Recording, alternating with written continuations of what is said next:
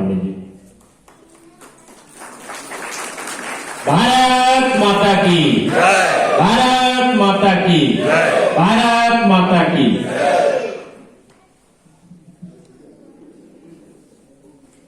Hello, आज सभी को मंचा सिंह के उपस्थित हमारे वरिष्ठ श्रद्धेय माननीय नीरव सर जी और आनंद सर जी, आपका स्वागत, वंदन है, अभिनंदन है। आप सभी लोग जुटे, आज इकट्ठा हुए इस 75वें स्वतंत्रता अमृत महोत्सव पर, और मुझे इस मंच से अध्यक्षता करने का सौभाग्य प्राप्त हुआ। इस संचालन समिति को मैं आभार व्यक्त करती हूँ, जो आज आप लोगों ने मुझे मिल करके यहाँ पे बुलाया और आप लोग आज मेरी बातों को सुनेंगे और अपना मूल्यतम वक्त निकालकर आप लोग यहाँ तक आए और वरिष्ठ वक्ताओं को आप लोगों ने काफी ध्यान से सुना। उनकी बातों को आप लोग जरूर अपने जीवन में उतारेंगे, ऐसा हम आशा करते हैं। जैसा कि आज का दिन कार्तिक पूर्णिमा का दिन है, गुरु नानक देव जी का आज जन्मदिन और देव दीपावली के रूप में आज का दिन मनाया जाएगा, जो काफी शुभ दिन है। आज के दिन इस मंच के माध्यम से 75वें स्वतंत्रता सेनानियों को याद करने का, स्वतंत्रता सेनानियों और महिलाओं जो वीरांगनाएं भी रह चुकी हैं, उन वीरांगनाओं को याद करने का, हम सभी के दिल को झकझोर देने का इस महोत्सव के रूप में ये दिन हम लोग मना रहे हैं, जो 31 दिसंबर तक, एक महीने तक चलाया जाएगा। देश की आजादी की 75वीं वर्षगांठ मनाने के लिए ये कार्यक्रम जो शुरू हुआ, ये 12 मार्च 2021 से इस कार्यक्रम की शुरुआत की गई। इस महोत्सव अभियान को आगे बढ़ाने का क्या मोटो है कि हम लोग जो है, जैसे अभी हमने श्रद्धेय नीरव सर को सुना कि आपने अपनी पिछड़ी पहली यानी कि अपनी उस वक्त की बातों को उन्होंने बताया जो हमें जानकारी नहीं, क्योंकि हम लोग तीसरी चौथी पीढ़ी हैं और हम लोग की जो पीढ़ियां आएंगी शायद इन सब बातों से अनजान है। शायद वो सब महाराणा प्रताप, झांसी की रानी, रानी दुर्गावती, रानी पद्मावती, चंद्रशेखर आजाद, भगत सिंह को बारीकी से नहीं पढ़ते या नहीं जानते, थोड़ा मोड़ा जानते हैं, लेकिन पूर्णतः उनके बारे में विचार उनके मन में नहीं है। क्योंकि आज की जो पीढ़ी है उनको ये बताने का हम लोगों का दायित्व है कि हम लोग किस तरह से आजाद हुए।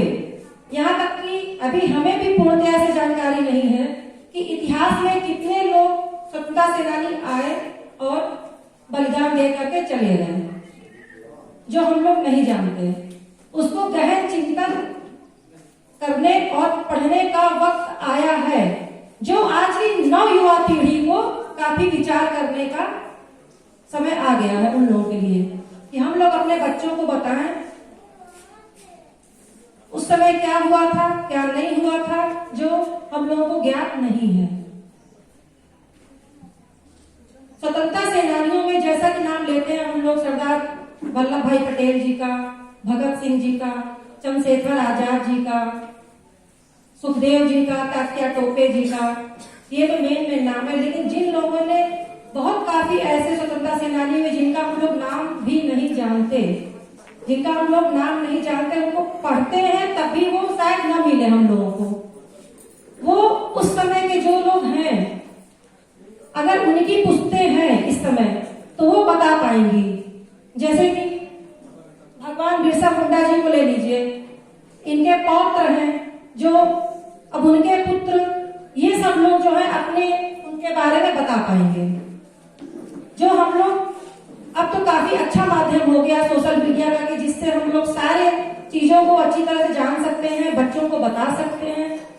लेकिन बच्चे आजकल के जो युवा पीढ़ी है वो इन सब चीजों में इंटरेस्ट नहीं लेते हैं, जो हम लोग उन्हें बताना काफी जरूरी है।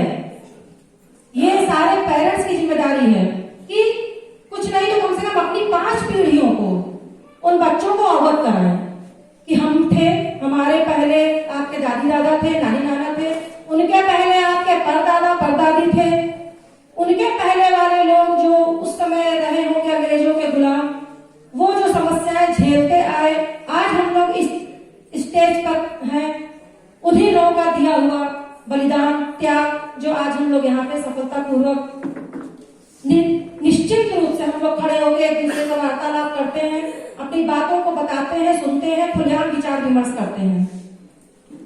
ये उन्हीं लोगों की देन है। एक लाइन के माध्यम से, उठो धरा के अमर सपूतों, पुनः नया निर्माण करो, जन जन के जीवन में फिर से नई स्फूर्ति, नौ प्राण भरो। तो ये जो नई स्फूर्ति और नौ प्राण आएगा, ये इससे आएगा जो आगे वाली 9 पीढ़ी है, 9 युवा पीढ़ी है, चाहे वो लड़की हो चाहे वो लड़का हो। इस समय का माहौल ऐसा है कि अगर बच्चे को अच्छी शिक्षा मिले, अच्छा खान पान मिले, अच्छा स्वास्थ्य मिले, तो वो क्यों नहीं आगे चल करके युवा शक्ति से आगे चल करके सब चीजों को जान सकता है, समझ सकता है और आगे कदम उठा सकता है। क्यों नहीं कर सकता वो? अगर उन सब सेनानियों से वो प्रेरित है तो बस दिल में जज्बा और जोश लाने का बस थोड़ी सी उन लोगों को एक चिंगारी दिखाइए, वो हर चीज को समझेंगे और उन चीजों को समझ करके वो अपने दिल में उतारेंगे और आगे निरंतर बढ़ते रहेंगे। जैसा कि अब 75वां स्वतंत्रता 75 साल बीत गए, 25 वर्ष आपके बचे हैं 100 वर्ष पूरा होने में। अगर सभी लोग के एक मन हो, सभी लोग संगठित रहें, एकजुट रहें, तो 25 साल बीतने में देर नहीं लगेगा। वो भी स्थिति हम लोग देख रहे हैं, देखेंगे और हमारे बच्चे भी देखेंगे। अगर नवा युवा पीढ़ी इन 25 वर्षों में अगर आगे बढ़ती है तो अपना भारत विश्व गुरु बनने में ज्यादा देर नहीं लगेगा। अपना भारत एक विश्व गुरु कहलाएगा। जो अपने देश भारत सोने की चिड़िया कही जाती थी, वो फिर से कही जाएगी। अपने भारत में गंगा नदी बहती है, कृषि प्रधान देश है। जो अपना भारत है वो ऐसा कोई देश भी नहीं है। सारे ऋषि मुनि जितने भी स्वतंत्रता सेनानी अधिकतर हुए और भी जो लोग हुए अपने ही भारत में हुए। आप कहीं भी पढ़ लीजिए, सारे स्वतंत्रता सेनानी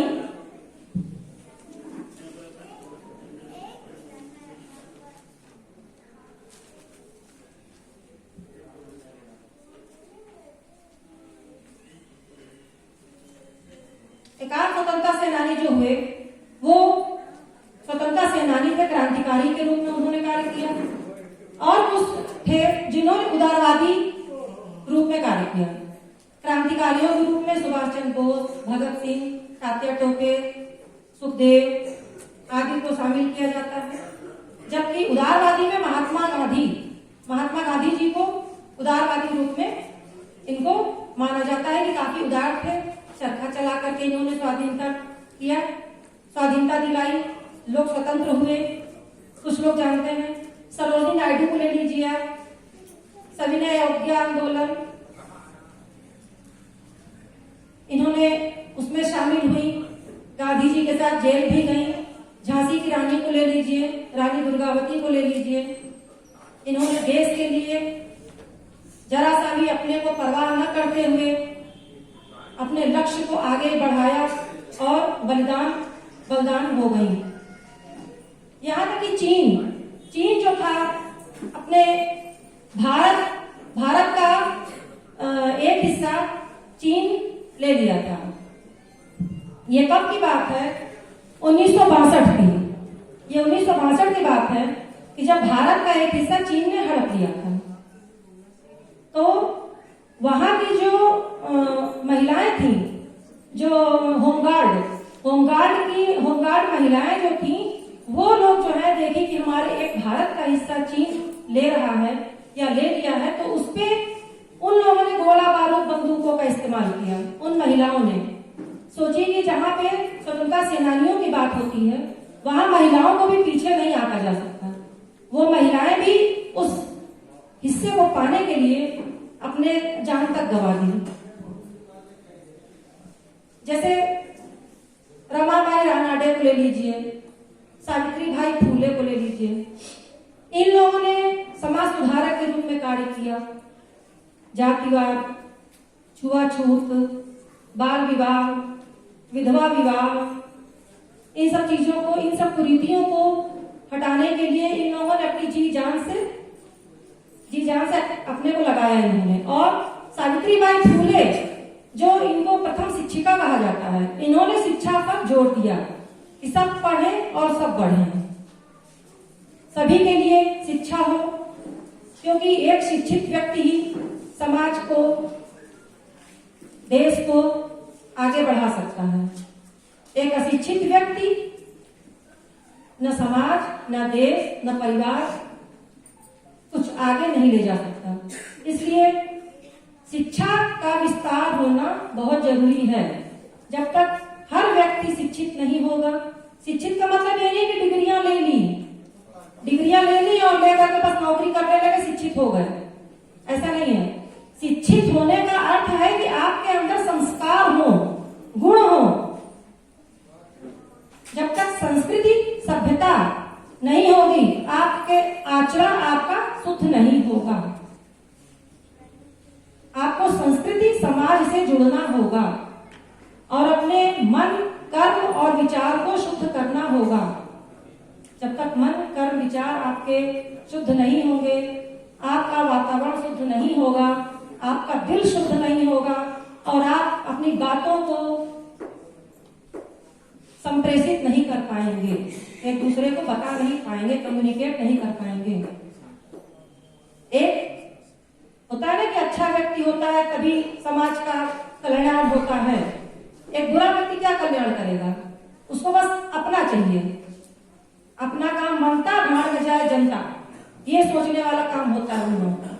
लेकिन जो अच्छे व्यक्ति होते हैं, कई बुराइयों, लाख बुराइयों में होते हुए भी वे दूसरों के सहयोग की भावनाएं रखते हैं और उनका कल्याण करते जाते हैं, बिना किसी कि हमको कोई पारिश्रमिक मिलेगा या हमें कोई दान मिलेगा या हमें कोई कुछ भी मिले, ऐसा वो निश्चिंत होकर अपना कार्य करते रहते हैं।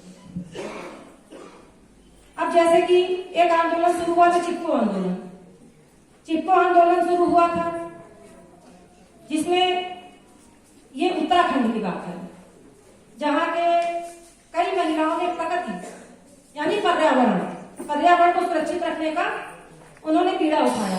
वहां के जो भी ठेकेदार थे या जो भी मान लीजिए कि जो बड़े आदमी थे, वो लोग पेड़ों को कटवा के बेचते थे, तो पर्यावरण उससे असुरक्षित हो गया। वहां का हवा पानी जो है काफी असंतुलन हो गया।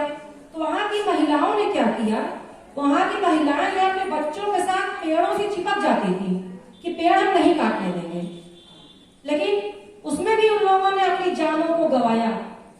कई लोगों ने उस पर आरियां चलवा दी, मां और बच्चों पे भी आरियां चलवा दी। सोचिए वो दृश्य कैसा रहा होगा। और हम लोग हैं जो इस स्वाधीनता समाज में जी रहे हैं, हम लोग इस लायक जीने लायक बने हैं, वो सब उन्हीं की देन है, जिनको हम लोग को पढ़ना चाहिए और अपने जीवन में उतारना चाहिए। जब तक नहीं उतारेंगे, उनकी बातों को नहीं समझेंगे, हम दूसरों तक बयां नहीं कर सकते। उसके अपने अंदर जज्बे को लाना आवश्यक है। 2 लाइन के माध्यम से कहना चाहेंगे, हर भारतीय के मन में उत्सव है, हर भारतीय के मन में उत्सव है, क्योंकि यह आजादी का अमृत महोत्सव है। हर भारतीय के मन में उत्सव है, क्योंकि यह आजादी का अमृत महोत्सव है।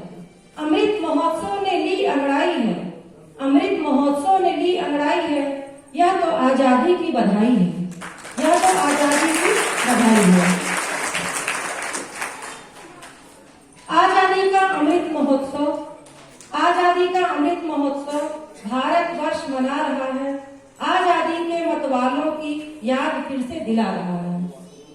सोचिए, वो जो लोग आजाद हिंद के जो लोग थे, स्वाधीनता सेनानी, स्वतंत्रता सेनानी, जिनको आज हम लोग याद करने का वक्त है, लेकिन आज इस सभा में बैठे हुए लोगों के बीच में हम देख रहे हैं कि युवा पीढ़ी जो है काफी कम मात्रा में है, तो उन तक ये बात कैसे पहुंचाई जाएगी? जो 2 घंटा किसी समिति में या किसी बातचीत के दौरान वो व्यक्ति, बच्चे बैठ नहीं सकते हैं, वो कैसे इन बातों को सुनेंगे, समझेंगे, अपने देश, अपने दिल पे उतारेंगे और अपने देश का भविष्य बनेंगे? ये विचारणीय विषय है। माँ भारती के वो लाल अमर, माँ भारती के वो लाल अमर जो निज दे प्राणों की आहुति, माँ भारती के वो लाल अमर जो निज प्राणों की दे आहुति, भारत माँ को आजाद कराए थे, स्वतंत्र रहे माँ भारती, स्वतंत्र रहे माँ भारती।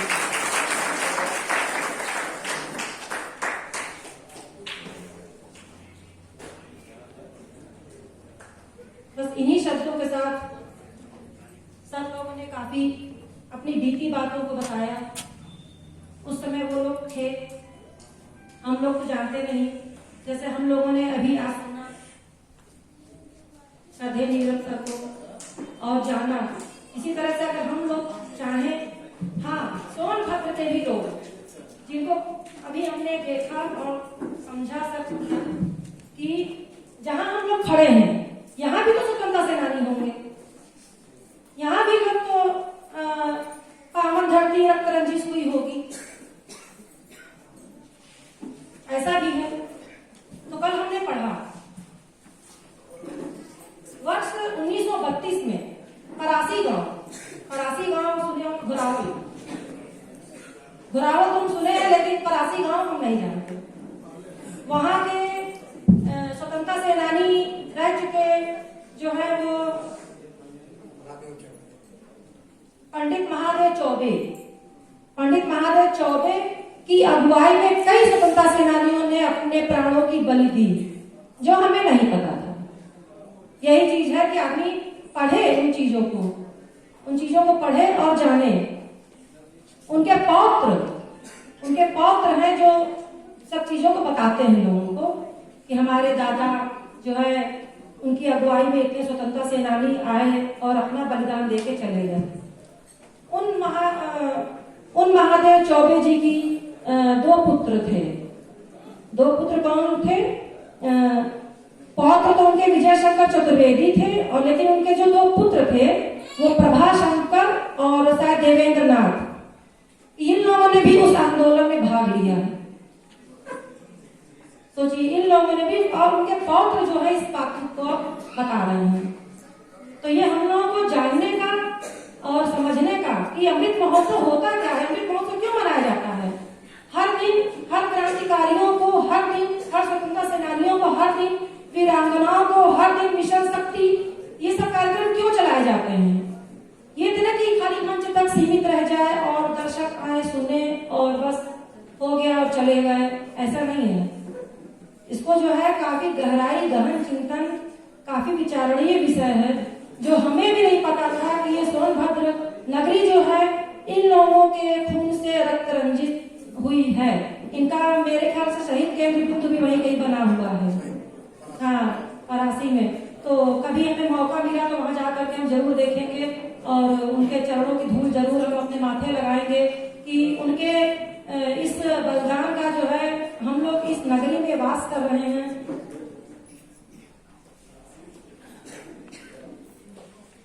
इस अमृत महोत्सव का जो मोटो है, बस वो युवा शक्ति को आगे बढ़ाने, पहुंचाने और उनको आगे मार्गदर्शन देने के लिए ये जगह जगह उत्सव मनाए जा रहे हैं। यहाँ तक कि आज का दिन काफी श्रेष्ठ दिन है, जो हर जगह मेरे ख्याल से गांव-गांव, नगर-नगर में ये महोत्सव मनाने का कार्यक्रम किया जा रहा है। जनता अधिक से अधिक उमड़ कर उस कार्यक्रम में भाग ले रही है। उसमें भाग लेने से जरूर ही लोग कुछ न कुछ सीखेंगे, समझेंगे और अपने देश के प्रति लोग जागरूक होंगे, समझेंगे। और अपने देश की नव युवा पीढ़ी से लास्ट में हम यही कहना चाहेंगे कि वो लोग शिक्षित हों, ज्यादा नेतागिरी बेतागिरी ना करें, पढ़ाई पे ध्यान दें, क्योंकि हम एक शिक्षक हैं। शिक्षक क्या होता है कि बस दूसरे को शिक्षित ही कर सकता है।